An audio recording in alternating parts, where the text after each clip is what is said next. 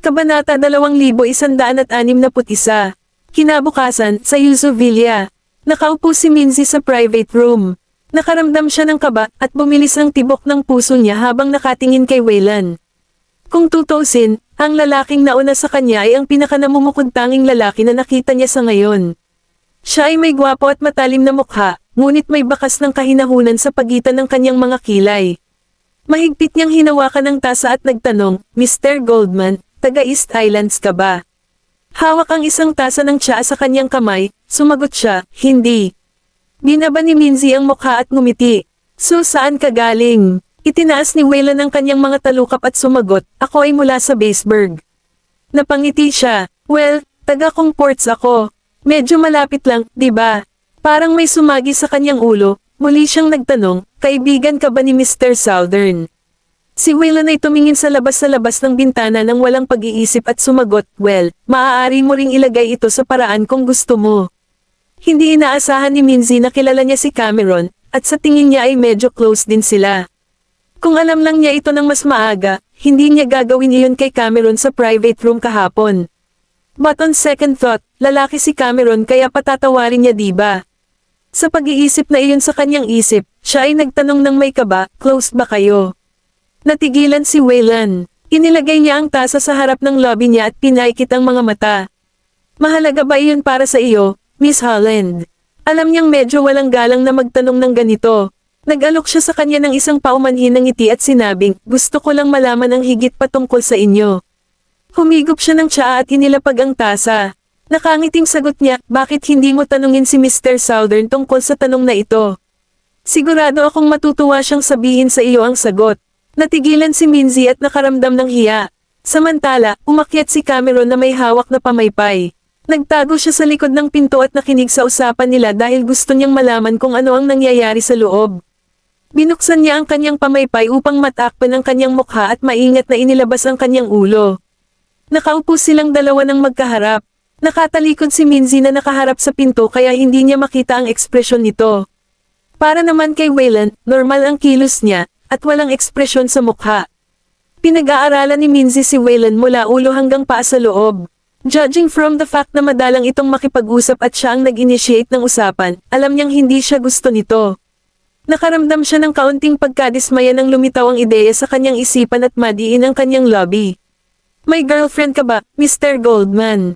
Itinaas ni Waylan ang kanyang mga talukap at nilampasan siya sa taong nakasilip sa kanila mula sa kabilang side ng pinto. Alam ni Cameron na napansin siya nito, ngunit hindi siya umaalis. Nakangiting parang Cheshire Cat, naikuyom niya ang kanyang kamay sa isang kamao at itinaas ang kanyang braso sa hangin bilang senyales na mag-ugat para sa kanya. Habang ibinababa niya ang kanyang ulo, binabaybay niya ang kanyang daliri sa gilid ng tasa at tumawa ng makahulugan. "Hindi mo pa ba narinig ang mga alingaw-ngaw na nangyayari sa paligid ng isla, Miss Holland?" "Anong chismis?" tanong niya, napuno ng kalituhan ang boses niya. Tiningnan siya ni Waylan at sumagot, "Ang mga chismis tungkol sa amin ni Mr. Southern." Nawala ang ngiti ni Cameron, at isang masamang pakiramdam ang bumungon mula sa kanyang tiyan. Natigilan si Minzy. "Ano ang nangyari sa pagitan ninyo ni Mr. Southern?" Hinaplaus ni Waylan ang kanyang relo at walang pakialam na sinabi, "May bagay tayo sa isa't isa." Natigilan ang ekspresyon ni Minzy, at tila nagulat siya. Hindi na napigilan ni Cameron ang sarili. At humakbang papasok sa private room. "Paano mo nagawa sa akin ito, Mr. Goldman? Kahit na wala kang bagay para kay Miss Holland, hindi mo dapat sinira ang reputasyon ko." Lumingon si Minzy para tingnan si Cameron. At pagkatapos ay tumingin muli siya kay Waylan nang lumitaw ang gulat na ekspresyon sa kanyang mukha. Inangat ni Waylan ang kanyang ulo para tingnan siya at tumawa. "Talaga, sinisira ko ba talaga ang reputasyon mo? Kung gayon sino ang naghubad ng aking damit, bumangga sa aking mga bisig, at natulog sa aking kama sa ospital?" Natigilan si Cameron. "Ano bang pinagsasabi mo? Paano ko malalaman kung sino ang natutulog sa iyong kama?" "The fishing village," makahulog ang sabi niya. Natigilan si Cameron. "Pero kahit ganon, sa iisang kama lang kami natutulog. Wala man lang kaming ginawa, kaya huwag mong subukang sirain ang reputasyon ko." Tumayo si Waylan at naglakad palapit sa kanya. Itinaas niya ang daliri niya at tinuro ang pamaypay niya. Bigla niyang hinawakan ang pisngi niya, at napatili si Cameron. Nang sinubukan niyang itulak siya palayo at sumigaw, ano ang gusto mo? Kabanata 2162. Ibinaba ni Wayland ang ulo at diniinan siya. Bumukas ng husto ang mga mata ni Cameron, at nahulog sa sahig ang pamaypay sa kanyang mga kamay. Napatalon si Minzy at napatikip ng bibig sa gulat at hindi makapaniwala. Hindi niya matanggap ang nangyari sa kanyang mga mata, kaya tumakbo siya palabas na namumula ang kanyang mga mata. Si Cameron ay naninigas, at hindi siya nang ahas na gumawa. Anumang galaw, napakalapit ng mukha ni Wayland sa kanya ngayon. Dama po ang labi niya sa daliring inilagay niya sa labi ni Cameron. Hindi man sila naghahalikan, para kay Minzy ay mula sa anggulo niya. Tinulak siya ni Cameron at tinuro siya. Ikaw. Walang salitang lumabas sa bibig niya sa loob ng mahabang panahon, at pagkatapos ay tumakbo siya palayo sa pribadong silid. Tinitigan ni Wayland ang kanyang daliri at napaisip. Ang weird ng atmosphere sa loob ng sasakyan. Ipinatong ni Cameron ang kanyang baba sa kanyang palad habang nakatingin sa labas sa pamamagitan ng salamin. Kahit na sinubukan niyang alisin ang alaala sa kanyang isipan, hindi ito mawawala kahit anong pilit niya. Huminga siya ng malalim para pakalmeyan ang sarili. Pagkatapos, lumingon siya para tingnan siya at sinabing, kahit natatanggihan mo siya, hindi mo dapat. Hindi mo ako dapat gamitin bilang iyong kalasag. Hawak ang manibela, pinindot ni Wayland ang preno para bawasan ang takbo sa junction at sinabing, gayon din. Hindi ba't itinulak mo rin ako dahil hindi mo gusto? Nabigla siya, babae ako, paano may posibilidad na masisiyahan akong gawin ang isang bagay na ganoon? Sumulyap ito sa kanya at tumawa. Babae ka ba? Natigilan sandali si Cameron bago sumandal sa likod ng kanyang upuan. Oh, naiintindihan ko na. Naghihiganti ka sa akin. Napangiti siya pero walang sinabi. Tumalikod siya at tinungo ang tirahan sa timog. Alam ni Sonny na pinuntahan ni Wayland si Minzy. Pabalik-balik siya sa courtyard habang nag-aalala na baka makita ni Wayland na kaakit-akit si Minzy. Kung nangyari iyon, hindi na niya magagawang manugang si Wayland. Napabuntong hininga siya paminsan-minsan, at nalilito ang mayordoma. Mr. Southern, bakit ka nagbubuntong hininga? Nakatayo si Sonny sa ilalim ng grape trellis. Pagtingin sa kumpol ng mga berdeng ubas, wala si Sonny. Alam niya kung bakit ngunit naramdaman niya na kamukha nila ang kanyang nakakadismaya na anak. Kinagat niya ang ubas, at ito ay napakaasim na ang kanyang mukha ay kumunot. Sa palagay ko ay hindi na makakapag-asawa si Cam sa buong buhay niya. Nagulat ang mayordoma. Hindi mo ba naisip na sobra kang nag-aalala? Umiling si Sonny. Inihanda na niya ang sarili sa pinakamasama. May napakagandang opportunity sa harap niya, pero hindi niya ito pinapahalagahan. Say, ang tanga niya. The butler chuckled, hindi naman siguro tulala ang anak mo. Nasanay na siya sa pagiging isang lalaki na tinitingnan ang kanyang buhay sa paraang walang pakialam. Babae siya. Pagkatapos ng lahat, unti-unti na siyang bumabalik sa pagiging babae niya, sigurado akong unti-unti na siyang masasanay. Bago pa makapagsalita si Sonny, isang figure ang pumasok sa looban. Ito ay walang iba kundi si Cameron. Hindi niya binati ang kanyang ama at nagmamadaling bumalik sa kanyang silid. Pagkatapos noon, nakita ni Sonny si Wayland na mahinahong naglalakad papunta sa looban. Nagpalitan ng tingin si Sonny at ang mayordomo, at nagtanong ang una, ano ang problema ni Cam? Humalaklak si Wayland, baka nagalit siya. Galit, bakit? Tanong ng mayordomo. Para bang may alam siya, nagpakawala ng tawa si Sonny at ibinaling ang tingin sa mayordoma. Nakikita ko, parang babae naman siya eh. Wala namang babae sa mundong ito na hindi magagalit sa ganitong bagay, tama ba? Lalong naguluhan ang mayordoma. Pinagsalikop ni Sonny ang kanyang mga kamay at lumapit kay Wayland. With a smile on his face, he asked, Wayne, you went to meet Miss Holland, right? Ano ang tingin mo sa kanya? Kalmadong sagot ni Wayland, she's a good girl, but I'm not into her. Anong meron? Humalaklak si Sonny, parang hindi ka gusto ng isang mahinang batang babae tulad ni Miss Holland. Nagulat ang mayordoma, hindi niya alam kung ano ang nangyayari kay Sonny. Ibinaba ni Wayland ang kanyang ulo at sumagot, Mr. Southern Sr., babalik muna ako sa aking silid. Okay, tumango si Sonny. Habang pinagmamasdan si Wayland na papasok ng bahay, napabuntong hininga siya. Tuluyan nang napunta ang nakasabit niyang puso. Nang makita ng mayordomo na nakangiti siya habang pinapanood si Wayland, napatulala siya. Sir, bakit parang masaya ka kapag nagagalit ang anak mo? Kabanata 2163. Well, buti na lang nagalit siya. Tinapik ni Sunny ang balikat niya. Nag-aalala ako na masaya siya, pero ngayon, parang kahit ang pinakamapurol na tao ay magseselos din. Hahaha, dumidilim na ang langit. Pagkatapos maligo ni Cameron, nag-toothbrush siya sa banyo. Kinuha niya ang tasa at itinaas ang ulo para tingnan ang sarili sa salamin. Hinawakan ang kanyang mga labi gamit ang kanyang daliri, mamulong siya, paano kung talagang naghalikan tayo?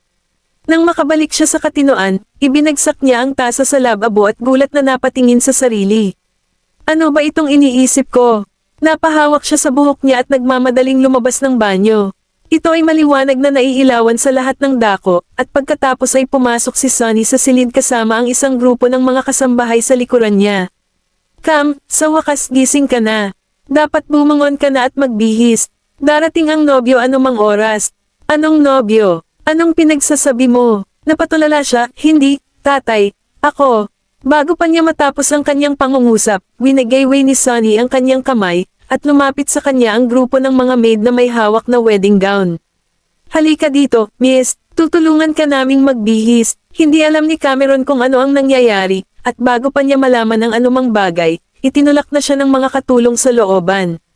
Ang looban ay puno ng mga mesa at ilaw.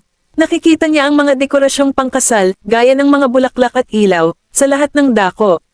Gusto niyang tumalikod at tumakbo, ngunit hindi siya binigyan ng pagkakataon ng mga kasambahay. Nanghihina na siya kaya hindi niya magawang palayain ang sarili sa mga katulong na iyon.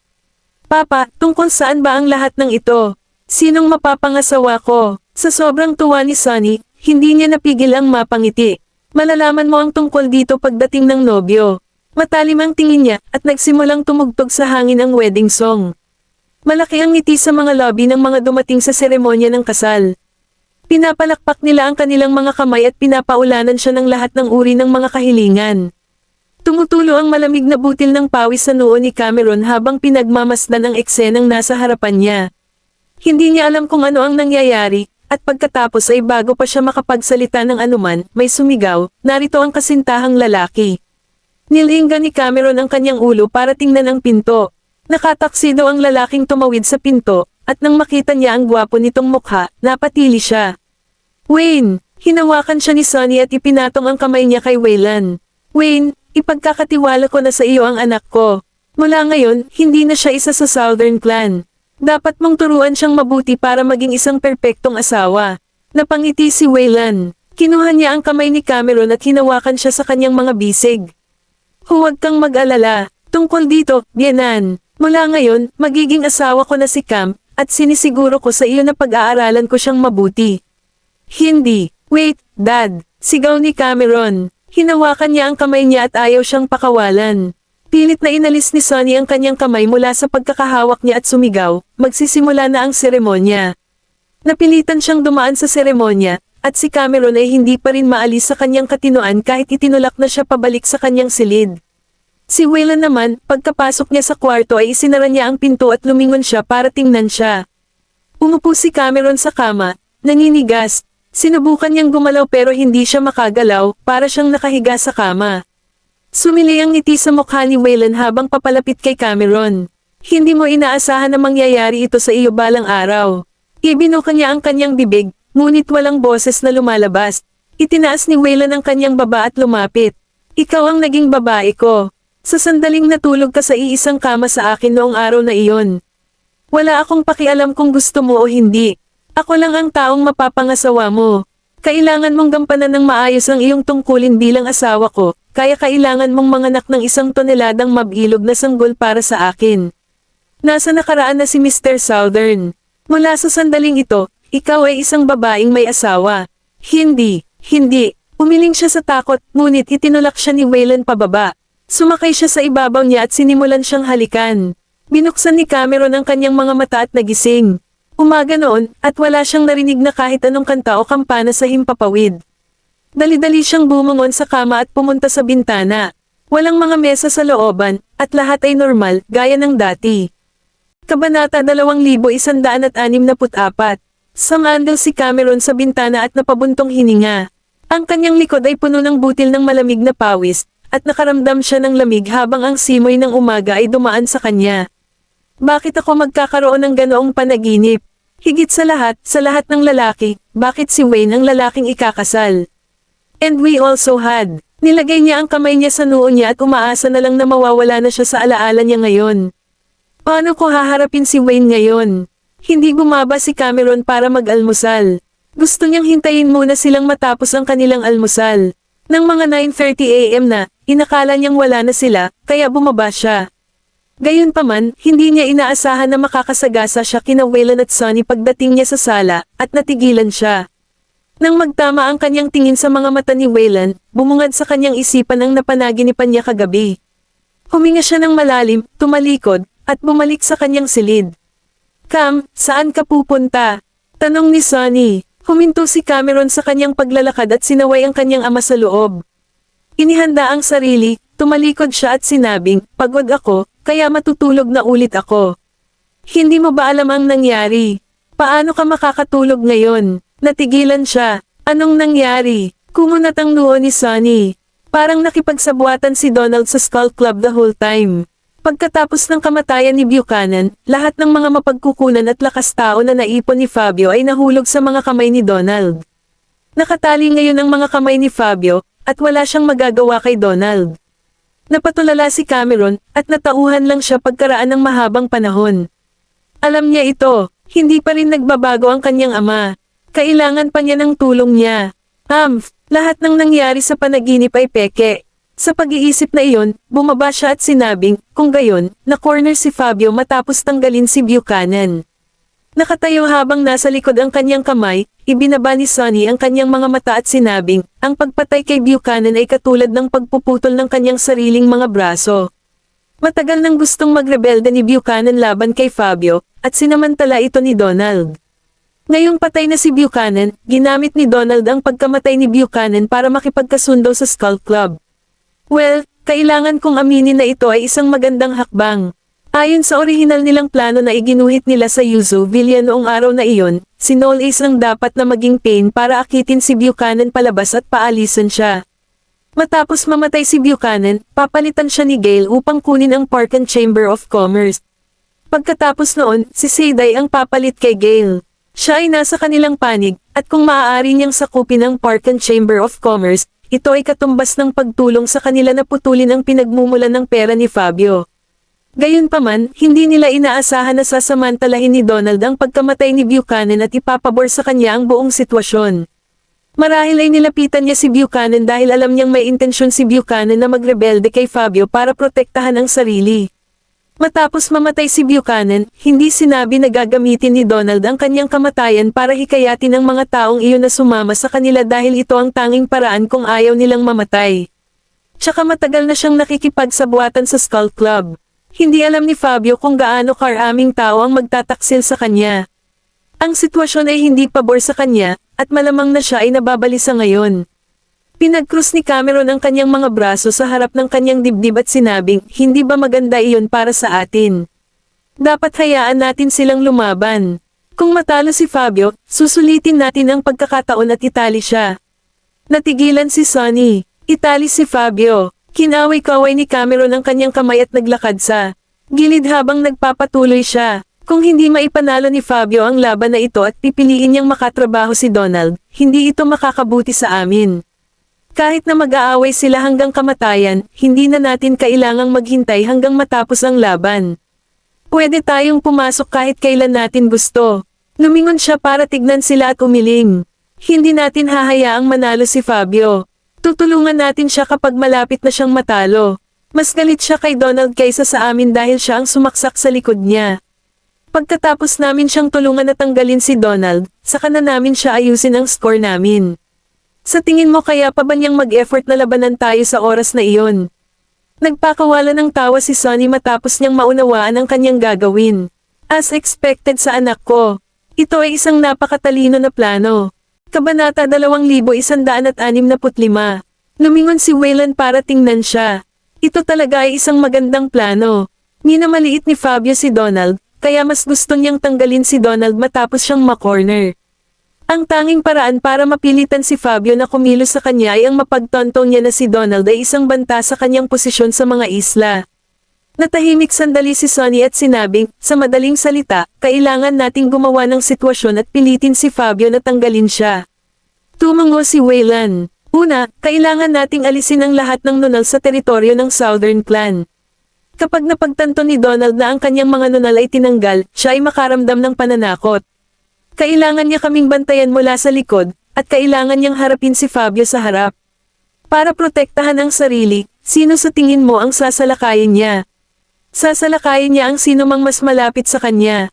Maliban sa ilang nunal, walang ibang tao sa teritoryo ng Southern Clan na maaari niyang ilipat sa kanyang tabi. Bukod, ang mga nunal na iyon ay hindi katugma sa Southern Clan. Gayunpaman, iba si Fabio. Nasa tabi ni Donald ang Skull Club at ang mga tauhan ni Buchanan, kaya ang superioridad ng sitwasyon ay nasa kanyang panig kung sasalakayin niya si Fabio. Ngumisi si Sonny at tumingin sa kanila. Bueno, ipapaubaya ko ang bagay na ito sa iyong mga kamay. Natigilan si Cameron. Kami, tumingin siya kay Waylan at tumingin din sa kanya si Waylan. Akala ni Sonny ay hindi niya narinig ang sinabi nito, kaya inulit niya, "Yeah.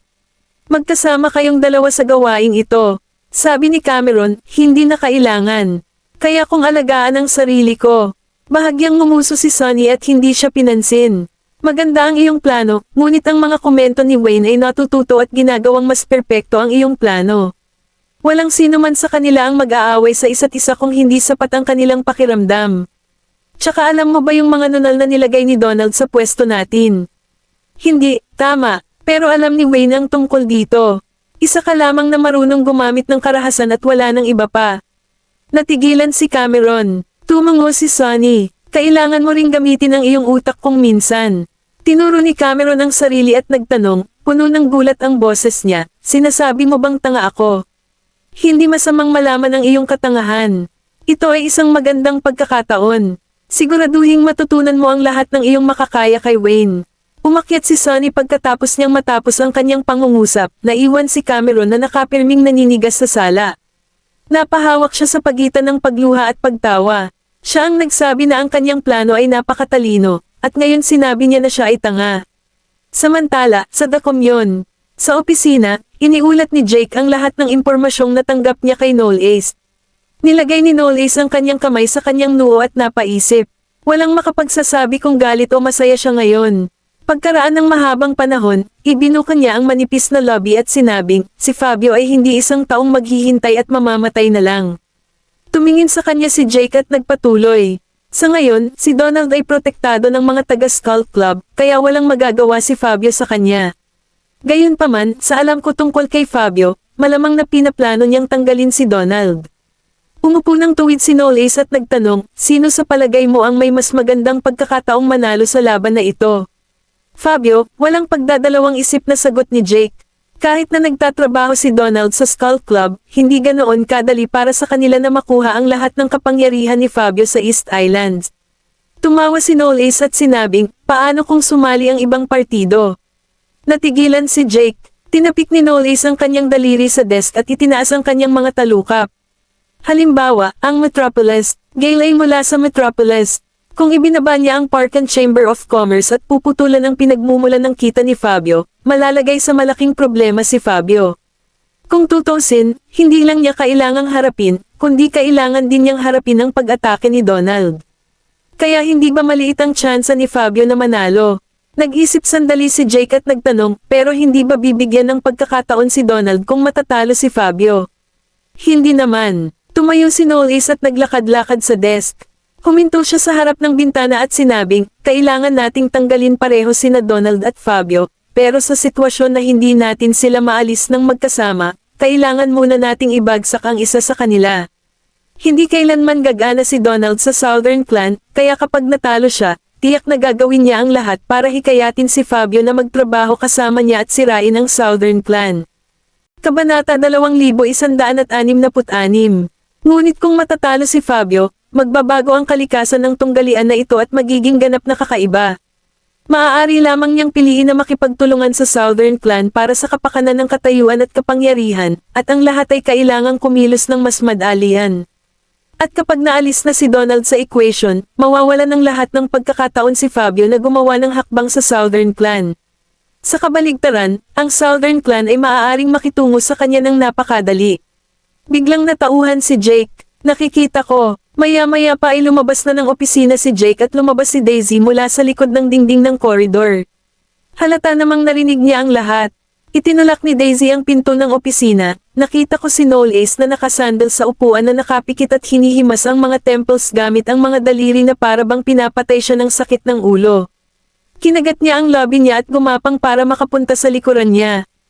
Akmang lalapitin niya ito, hinawakan ni Noel Ace ang kanyang balingkinitang palso at hinayla siya sa kanyang mga bisig. May balak ka bang takutin ulit ako? Nabulunan siya sa sarili niyang mga salita. Hindi iyon ang plano ko. Isang pahiwatig ng katuwaan ang kumalat palabas sa kanyang maaliwalas na mga mata. Pinaplano kong magpamasahe sa iyong mga balikat. Idiniin ni Noel Ace ang kanyang mamasamasang lobby sa kanyang mga pisngi at niyakap siya sa kanyang mga bisig. Ilang araw na simula nang lumabas ka. Oras na para bumalik ka sa tirahan sa timog. Ibinaba ni Daisy ang kanyang tingin. Akala mo pa rin mabigat ako. Natigilan siya saglit habang ang mga mata ay nakatutok sa mukha nito, at namamaos siyang tumawa. Bakit ko naman iisipin? Ngumuso siya. Ibinabalik mo ako sa Southern. Paanong hindi mo iniisip na nahihirapan ako? Hinawakan siya ni Noel Ace sa kanyang mga bisig, ipinatong ang kanyang baba sa ibabaw ng kanyang ulo, at mahinang ipinaliwanag, natatakot akong malagay ka sa panganib. Umupo si Daisy sa kanyang hita at ipinulupot ang kanyang mga braso sa kanyang leeg. Kapag may panganib, huwag mo lang isipin na protektahan ako. Kailangan mo ring alagaan ang iyong sarili. Mas nasa panganib ka kaysa sa akin. Tumigil siya saglit, saka tumawa ng malakas at kinalikot ang dulo ng buhok nito gamit ang mga daliri. Halos imposible para sa akin na hindi ka isipin kapag naging totoo ang tae. Ibinaba niya ang tingin niya. Huwag kang mag-alala, hindi kita papasanin kapag nawala na ang lahat ng impyerno. Hinawakan ni Noel Ace ang kanyang mga pisngi sa kanyang mga palad at hinalikan ang kanyang noo. Hindi na mahalaga kung guguluhin mo pa ako. Gusto ko lang protektahan mo ang sarili mo at wag mong saktan ang sarili mo. Hindi umimik si Daisy. Sa kabilang bahagi ng bayan, palihim na naghahanda ang mga miyembro ng Southern Clan. Dinala ni Mahina sina Waylon at Cameron sa basement. Ang lalaki sa basement na labas na pinahirapan ay ang lalaking sinaktan ni Noel Ace sa Yuzo Villa. Binuksan ni Mahina ang pinto, at nakaupo sa sulok ang lalaki. Kamakailan lamang ay mainit at mahalumigmig ang panahon ng East Islands, at ilang araw na siyang hindi naliligo, kaya nagkaroon ng hindi kanais-nais na baho nang lapitan siya ng mga ito. Nabahira ng dugo at pawis ang kanyang puting kamiseta at mukhang napakadumi at may batik-batik. Tinakpan ni Cameron ang kanyang bibig at ilong at nagbigay ng didisguise na naiinis na ekspresyon. Mabaho ka tulad ng isang piraso ng tae, at plano mo pa ring itago ang lahat sa iyong sarili. Nahihirapang imulat ng lalaki ang kanyang mga mata, at isang mahinang boses ang tumakas sa kanyang tuyo at basag na mga labi. Please, let me go. Napatingin si Cameron sa kanya. Hanggat sinimulan mo akong bigyan ng mga pangalan, ang pagpapalam sa iyo ay ang pinakamadaling bagay na magagawa namin para sa iyo. Namilog ang mga talukap ng lalaki. Matapos pangalanan ang lahat ng kanyang mga kasabwat, pinapasok ni Mahina ang dalawang bodyguard at ilabas ang lalaki, at pagkatapos ay umalis ang dalawa sa basement kasama ang escort. Naglalakad papunta sa nakaparadang sasakyan, biglang tumingin si Cameron kay Waylon. Matagal mo na bang nahuli ang lalaking ito? Hindi nakakagulat na hiniling siya ng tatay ko na manatili sa akin. Binuksan niya ang pinto. Oo naman. Pagkasakay ni Waylon sa likurang upuan, biglang naglakad si Cameron patungo sa upuan sa harap ng pasahero. At nang makita siya ni Mahina na paakay sa front passenger seat, natigilan siya. Hindi ka pa nakakaupo sa front passenger seat tuwing ako ang nagmamaneho. Kinabit ni Cameron ang kanyang seatbelt. Hindi ba pwedeng may exception? Magmaneho ka na. Naramdaman ni Mahina na sadyang iniiwasan niya si Waylon. Di kaya dahil sa nangyari sa kotse noong isang araw. Ang sasakyan ay nagmamaneho sa kalsada, at si Cameron ay nakatingin sa labas ng bintana. Hindi niya alam kung bakit niya sinasadyang iwasan si Waylon. Kabanata 2167. Parang natabunan ni Minzy ang nangyari noong isang araw. Nalaman ni Damian ang pangyayari mula sa kanya at nagulat siya. Sinasabi mo bang naghalikan talaga silang dalawa? Oo, nakita ko ito ng sarili kong mga mata. Nalungkot si Minzy. Sa wakas nakahanap na ako ng isang tao na nakakuha ng atensyon ko, pero sino ang nakakaalam na magkakaroon siya ng ganoong relasyon? Saglit na nag-isip si Damian. Yung mga chismis na yan, parang walang basehan. At siya lang ang tagapagmana ni Sonny. Masasaktan si Sonny kung malalaman niya ang tungkol dito. Pagkaraan ng mahabang panahon, time niyang sinabi, kalimutan mo na. Hindi ko rin nakita ang side na iyon sa Cameron, kaya ako rin ang may kasalanan. Para sa iyo, mangyaring itago ito para sa kanila sa ngayon. Huwag mo munang ipaalam kay Sonny ang tungkol dito. Hindi ko kayang ipaalam sa matalik kong kaibigan ang tungkol dito at ipapatay siya. Napakagatlabi si Minzy at walang sinabi. Lumabas siya ng pribadong silid, na medyo hindi nagkakasundo. Malinaw kong alam na hindi si Cameron ang aking tasa ng tsaa. Pumunta lang ako dito para mahanap ang sarili ko na angkop na tao, at patuloy na sinasabi sa akin ni Uncle Damian kung gaano kahusay ang young master ng Southern Clan. Kaya pala malaki ang pag-asa ko sa kanya noon. Kung tutuusin, marami na akong narinig na magagandang bagay tungkol sa kanya. Gayunpaman, pagkatapos makilala si Wayne Goldman, ang lalaking iyon ang pinakauna sa mundong ito na nagbigay sa akin ng pakiramdam ng pag-ibig sa unang tingin. Hindi magkapareho sina Cameron at Wayne. Si Cameron ay mukhang gwapo, ngunit siya ay nagbibigay ng isang medyo feminine vibe. He looks amazing when compared to those men that I've gotten to know so far, but when he's standing right next to Wayne, halatang halata ang kawalan ng pagkalalaki at ang pagiging mature ng isang lalaki. Di talaga magkakasundo silang dalawa. May naisip siya at mahigpit na naikuyom ang mga kamay. Natatakot ako na hindi ko magawa ang sinabi mo sa akin, Tio Damian. Umalis siya sa Yuzo Villa at sumakay ng taxi patungo sa tirahan sa Timog. Nalaman ni Sonny na dumating si Minzy para bisitahin siya, kaya hiniling niya sa mayordomo na tanggapin siya. Pagkatapos ay bumaba siya, at tumayo si Minzy mula sa sopa at tumango. Mr. Southern Senior, kinawayan ni Sonny ang kamay niya at ngumiti.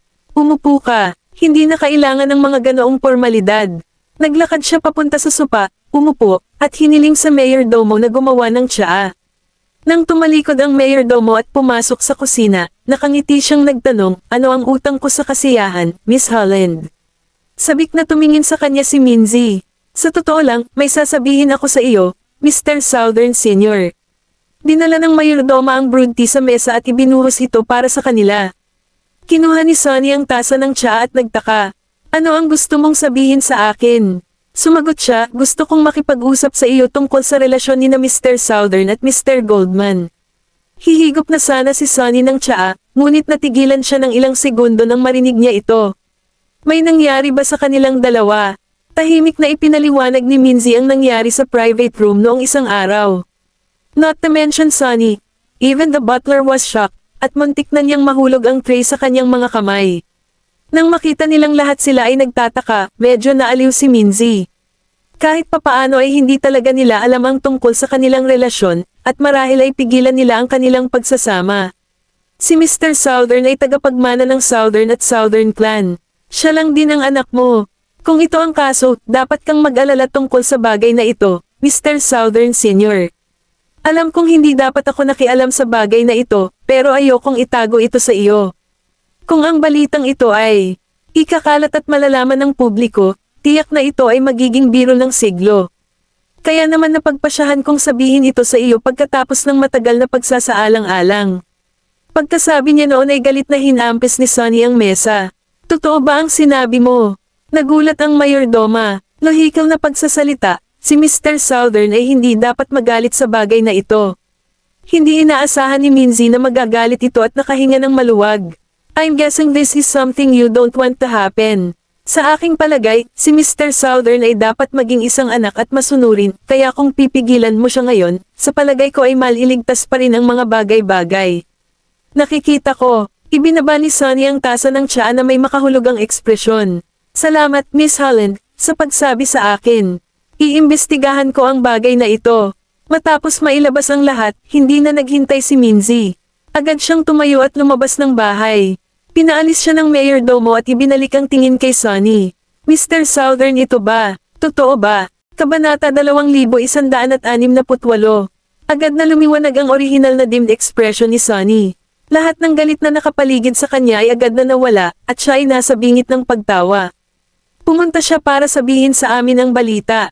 Paano magiging peke ang bagay na ito?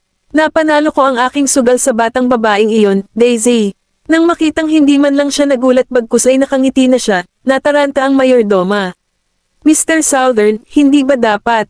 Tumawa siya ng malakas, lumaki na rin si Cam. Hindi ba normal na umibig siya? Hindi makapaniwala ang mayordoma sa narinig. Ngunit sa panganay na anak ng Goldman. Hinigop ni Sonny ang bango ng tsaa at parang nasisiyahan na siya. Ang batang iyon ay ang tanging tao na nakakakuha ng aking mata. Salamat kay Minzy, ito ay isang kaaya-ayang sorpresa. Pero alam ko kung ano ang iniisip ng babaeng iyon. Sinabi niya sa akin ang tungkol dito dahil gusto niya akong humakbang pasulong at hiwalayan sina Cameron at Wayne para makuha niya ang kanyang mga kamay kay Wayne. Gayunpaman, bakit ko ibibigay ang isang mabuting manugang sa mga Holland?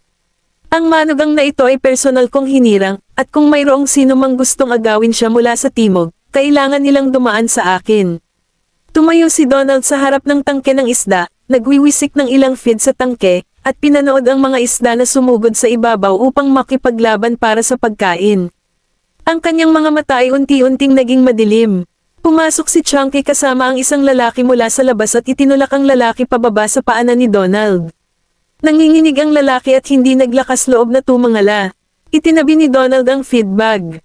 Mr. Dastelov, iniligtas ko ang iyong buhay. Dapat pasalamatan mo ako para dyan.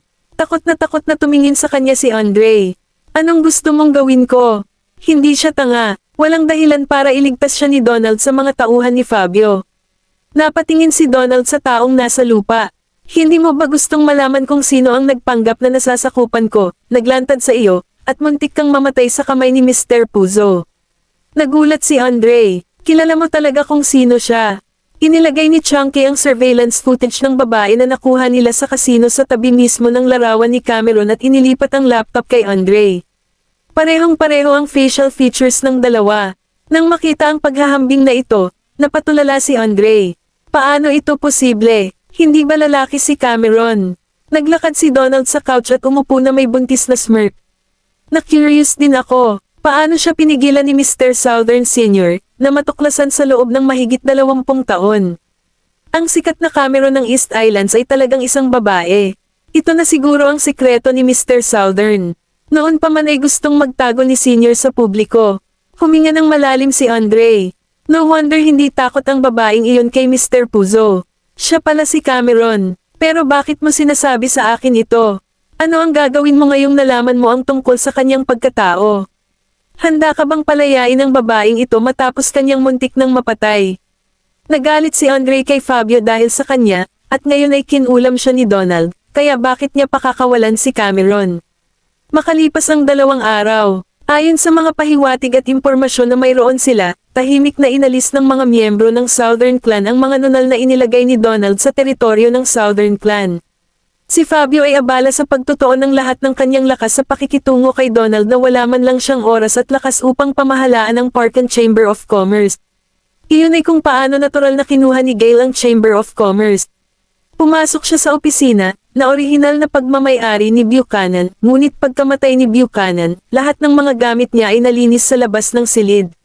Sa sandaling iyon, tumunog ang kanyang cellphone. Sinagot niya ang tawag at may sinabi sa kanya ang kabilang partido. She then replied calmly, "Tumayo muna kayo sa isla. Huwag kumilos ng padalos-dalos sa ngayon, at hintayin ang aking berde." Liwanag. Isang madilim na silhouette ang dumaan sa pintuan, at nang marinig niya ang usapan mula sa loob ng opisina, nagmamadali siyang umalis. May napansin si Seyday, ibinaba niya ang telepono, at naglakad patungo sa pinto, ngunit walang laman ang koridor. Nagmamadaling sumakay ang lalaki sa sasakyan at umalis sa Park and Chamber of Commerce. Ngunit hindi niya namalayan na nakatayo na pala si Seyday sa likod ng bintana at pinagmasdan ang pagkawala ng sasakyan sa kanyang paningin. Kabanata 2169. Buong umaga, nanatili si Cameron sa Martial Arts Center para sa pagsasanay. Matagal na niyang hindi nababanat ang kanyang katawan at nasubak ang kanyang kakayahan, kaya halos lahat ay nahuli niya sa arena. Pagkatapos ay nagsimula sila ng isang deathmatch, kasama si Cameron na lumalaban sa iba ng mag-isa. Pagkatapos ng ilang round, natalo lahat ang mga miyembro ng Southern Clan. May humaplos sa masakit niyang braso habang pasuray-suray na palabas ng ring. Naging masama ba ang loob ng young master nitong nakaraang 2 araw? Tingnan mo kung paano siya lumaban. Napaka-ruthless niya. Akala ko mamamatay na ako doon. Tinapik siya ng isa pang lalaki sa balikat at ngumiti. Sige, huwag ka na magreklamo. Kunin natin ito bilang isang pagkakataon para pagbutihin natin ang ating mga sarili. Tumayo si Cameron sa ring habang nakaakbay ang kanyang mga braso at nagtanong, may kakayahan pa bang sumama sa isa pang round? Ang ilan sa mga taong nakatayo sa ilalim ng arena ay nagwagayway ng kanilang mga kamay, at ang ilan ay umiling habang silang lahat ay sunod-sunod na umatras mula sa ring. Mamantong hininga siya at lumabas ng arena. Nakakainip, naka-cross arm si Waylon at nakasandal sa isang puno hindi kalayuan sa Martial Arts Center. Ang sikat ng araw na sumikat sa mga puwang ng mga dahon ay nagpapaliwanag sa kalahati ng kanyang mukha, na pinatingkad ang kanyang malalim na mga tampok ng mukha at ginagawang mas malambot ang balangkas ng kanyang mukha.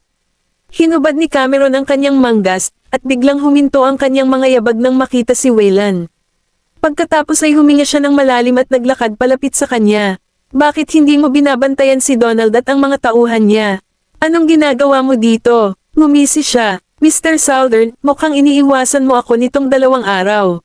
She choked on her own words and explained immediately, bakit naman kita iiwasan? Wala akong ginawang mali at palaging isang matuwid na tao sa loob at labas. Oh talaga, nasulyapan ni Waylon ang kanyang namumulang tainga at inalis ang alikabok sa kanyang mga balikat. Mukhang hindi ka masyadong magaling pagdating sa pagsasabi ng kasinungalingan. Hindi malay ni Cameron ang kanyang paningin. Hindi ako, napangiti si Waylon. Tatanggapin ko ito bilang katotohanan. Napatingin sa kanilang dalawa ang taong hindi kalayuan. Ang 2 figurang nakatayo sa ilalim ng puno ay hindi maipaliwanag na magkatugma. Ano ang problema nito? Kararating lang ni Cameron at Waylon sa looban nang malaman nilang may nagkakagulo sa labas ng patio, at 2 grupo ng mga lalaki ang nagsisigawan. Nakatayo si Sonny sa bakana ng main hall na may dalang tungkod, at ang grupo ng mga lalaking nakaitim ay pinamunuan dito ni Andre. Agad na lumabo ang ekspresyon ni Cameron, at mabilis siyang naglakad palabas ng karamihan. Andre Dastolov, sino ang nagbigay sa iyo ng mga bola para dalhin ang mga lalaking ito sa teritoryo ng Southern Clan at gumawa ng kaguluhan? Ngumisi si Andre. Mr. Southern, ginawa mo akong kalokohan sa kasino noong isang araw. Kaya bakit hindi ako maaaring magdala ng isang tao sa iyong lugar upang humingi ng paliwanag? Higit pa rito, si Mr. Southern Sr. ay nagtago ng lihim sa mga tao sa East Island sa loob ng maraming taon. Hindi ba magiging interesante kung ilalantad ko ito ngayon dito? Nagulat si Cameron nang tila may napansin siya. Kumunat ang noo ni Sonny at hindi umimik. Tumingin si Andre sa lahat ng naruroon at sinabing, balita-balita na si Mr. Southern Sr. ay may iisang anak na lalaki, at iyon ang kilalang Cameron. Gayunpaman, sa kasamaang palad, ang pagkakakilanlan ng kanyang anak ay peke. Kung tutusin, sinong mag-aakala na palakihin ni Mr. Southern Sr. ang kanyang anak na parang isang anak na lalaki? Nagulat ang lahat, sa looban habang nakatitig kay Cameron. Pinalaki ni Mr. Southern Sr. ang kanyang anak na babae bilang isang anak, ibig sabihin, hindi talaga si Cameron ang ating young master. Mr. Southo, patawarin mo ako, dapat kitang tawagin bilang Miss Southern ngayon. Napasulyap si Andre kay Cameron. Hindi ko talaga akalain na ang Southern ay magtatago ng ganoong kalaking sikreto sa publiko. Ngunit lubos kong naiintindihan ang dahilan sa likod ng kasinungalingang ito. Ang nag-iisang tagapagmana ng Southern ay talagang isang anak na babae, at naiisip ko lang na mahirap talagang kumbansihin ang iba na sumunod sa isang babae. Pagkatapos ng lahat, kaya ba ng isang babae ang mabigat na responsibilidad na kaakibat ng pagmamana ng Southern Clan? Ang kinabukasan ng Southern Clan ay medyo malabo, sa aking palagay. Pagkasabi noon ay muling sinulyapan ni Andre si Sonny. Mr. Southern Sr., malapit ka nang magretiro, di ba? Maaari ka bang maging kalmado kapag nalaman mo na ang kinabukasan ng Southern Clan ay nakasalalay sa iyong anak na babae? Ngumuso si Sonny. Mr. Dastolov, ito ang kapakanan ng Southern Clan. Wala ka talagang dapat ipag-alala sa amin. Napalitan ng hiya ang ekspresyon ni Andre. Anyway, hindi na makakarating ang Southern Clan pagkatapos ng araw na ito, kaya ano ang dapat kong ipag-alala? Basta't isa publiko ko itong sikretong, maaari mong isa publiko ito anumang oras kung gusto mong gawin ito. Nag-alinlangan siya. Ano? Humagalpak ng tawa si Sonny. Kahit hindi mo isa publiko ngayon, i-announce ko rin ito sooner or later. Sa tingin mo ba pinalaki ko si Cam bilang isang anak dahil lang sa natatakot ako na walang kahalili ang Southern Clan? Napakababaw mo, Mr. Daskalov. Kahit anak ko si Cam, wala. Ikaw ay kasing kakayahan niya, ngunit wala kang kahihiyan na pumunta sa ating teritoryo at pagbantaan ako ng sikretong ito. Kabanata 2170. Ang orihinal na intensyon ni Andre ay gamitin ang pagkakakilanlan ni Cameron para takutin si Sonny. Ngunit hindi niya inaasahan ang ganoong reaksyon mula kay Sonny. Nagngangalit ang ngipin ni Andre. Hindi ka ba natatakot na hindi siya tanggapin ng mga tauhan mo? Hindi nahulog si Sonny sa bitag. Wala kang desisyon kung tatanggapin mo si Cam o hindi. Makikita ng lahat ang kanyang kapital at kakayahan. Tungkol naman sa tanong kung tatutol ba sila kung lalaki o babae ang susunod na pinuno ng angkan, baliwala ba sa inyo iyon? Ang mga bodyguard at miyembro ng Southern Clan sa looban ay bumalik sa kanilang katinoan at sabay-sabay na sinabi. Wala kaming pakialam niyan. Bakit magiging mahalaga sa kanila ang pagiging lalaki o babae? Ang tanging bagay na pinahahalagahan nila ay lakas, kaya kahit na si Cameron ay isang babae, itinuring nila siya bilang kanilang young master sa loob ng maraming taon. Ipinakita rin niya sa kanilang lahat na mayroon siyang potensyal at kakayahan na itaguyod ang titulo. Kaya, bakit siya dapat paghigpitin ng kanyang kasarian? Kayo-kayong mga tao, sa sobrang galit ni Andre ay nawalan siya ng masabi. Paano lahat ng miyembro ng Southern Clan ay napaka-supportive sa isang babae? Humakbang si Cameron patungo kay Andre na naka-cross-arm, at si Andre ay humakbang paatras ng hindi namamalayan. Anong balak mong gawin sa akin? Ngumisi siya. Dahil sa tingin mo ay babae ako, bakit ka natatakot sa akin? Natatakot ako sa iyo. Itinuro siya ni Andre at sumigaw, bakit ako matatakot sa isang asong tulad? Ibinaba ni Cameron ang daliring itinuturo sa kanya ni Andre. Ang kanyang ekspresyon ay tila nakaramdam ng matinding sakit. Ang mga lalaking nakaitim sa likod niya ay gustong humakbang pero pinigilan sila ng mga bodyguard ng Southern Clan. Halos mapaluhod si Andre, at sa sobrang sakit ay naiba ang ekspresyon ng mukha niya. You, let go of me. Lumapit sa kanya si Cameron na may masamang ekspresyon. Ang lalaking marunong lamang kumita ng pera sa pamamagitan ng panloloko sa mesa ng sugal ay walang karapatang tingnan ang sinumang babae. At kung siya ay may mga bola upang kumita ng pera sa pamamagitan ng ganoong paraan, dapat siyang magkaroon ng parehong pares ng mga kahona at hindi matakot na malantad. Dahil nalantad ka, ang tanging pagpipilian mo ay ang mamuhay ng may kahihiyan sa natitirang bahagi ng iyong buhay. Walang sino man sa teritoryo ng Southern Clan ang magpapalayaw sa iyo dahil sa pangyayaring iyon. She then kicked him out. Nahiyang bumagsak si Andre sa lupa, hinawakan ang kamay niyang nasugatan, at sumigaw ng marahas, maghintay ka lang mga fucker. Siguradong aayusin ni Mr. Matthews ang mga score sa iyo. Hahakbang na sana si Cameron, ngunit bumangon si Andre sa gulat at pasuray-suray na lumabas ng Martial Arts Center. Pinandilatan ni Cameron ang grupo ng mga lalaking nakaitim. Bakit nandito ka pa? Gusto mo bang manatili at bugbugin sa ngalan niya? Ang grupo ng mga lalaking nakaitim ay naglupa na. Pagkatapos nilang lumikas ay nagpakawala ng mahabang buntong hininga si Sonny. Ang kanyang ekspresyon ay mukhang malabo at mabagsik, at walang sino mang naruroon ang makahuhula kung ano ang tumatakbo sa kanyang isipan.